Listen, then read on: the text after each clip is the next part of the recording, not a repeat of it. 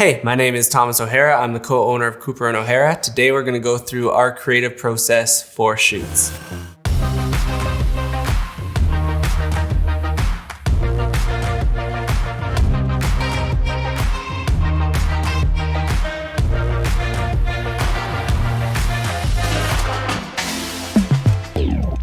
So today we're going to follow up on the lighting breakdown we did of the Fuji Creative on Tuesday and talk about the creative process of that shoot, as well as just our overarching philosophy of creativity and how to come up with it. If you didn't see Brian's lighting breakdown, you can click the link below somewhere in the description to check out that first and then come back. We've spent the last few years coming up with creatives multiple times a week.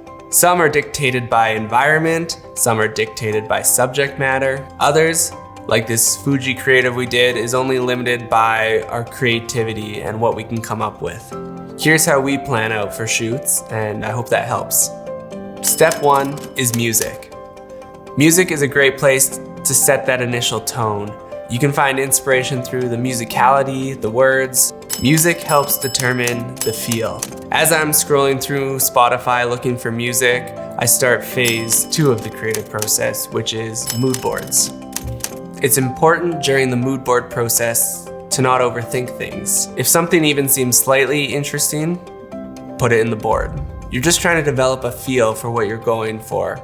And once you get all those photos in the mood board, you can start piecing them together, figuring out what attracted you to those photos. Is it the color? Is it the posing?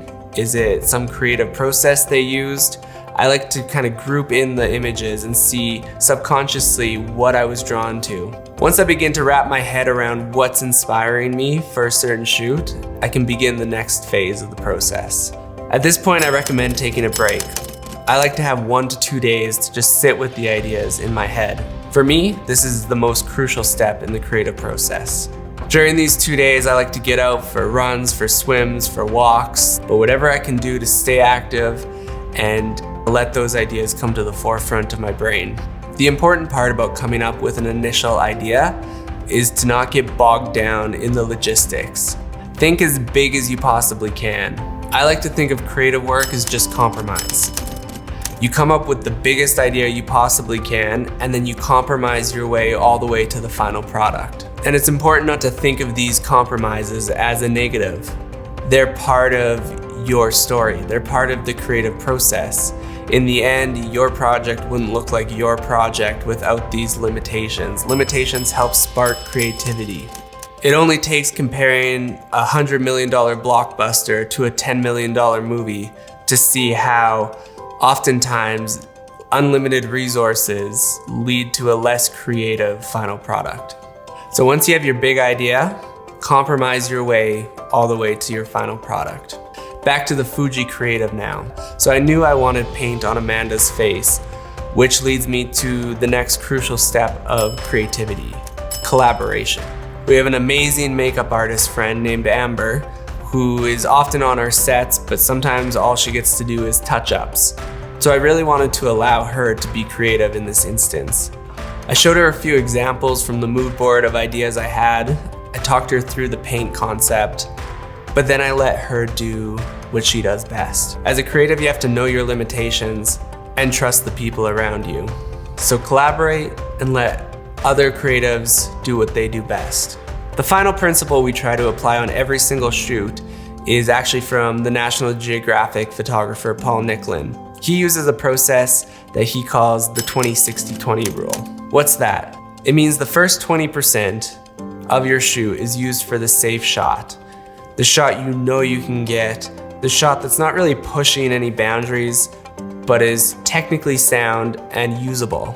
For the Amanda and Monique creatives, these would be before the real creative takes over. This is Amanda without face paint on her.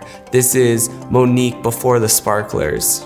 This is when you get comfortable on set with the models, the talent, the crew, and you get a usable product.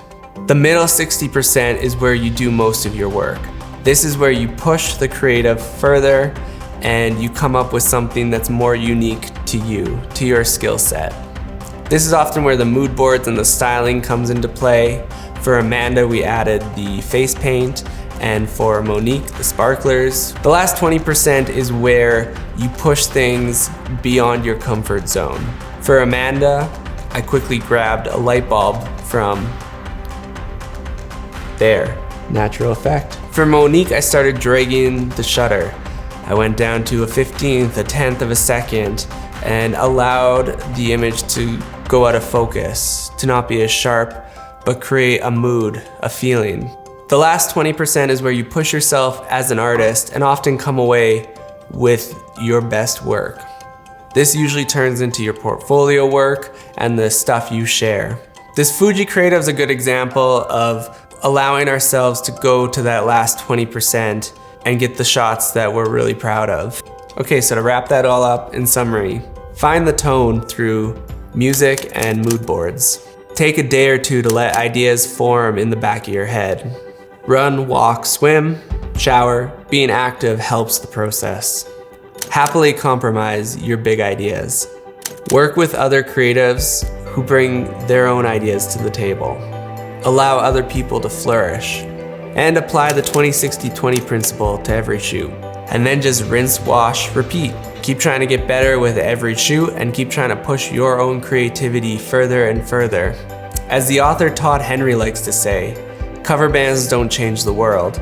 Find your unique style and keep pursuing it. Awesome, thanks for stopping by. Appreciate you watching this video. If you have any questions, let us know in the comments. Otherwise, we'll see you next time. Take care.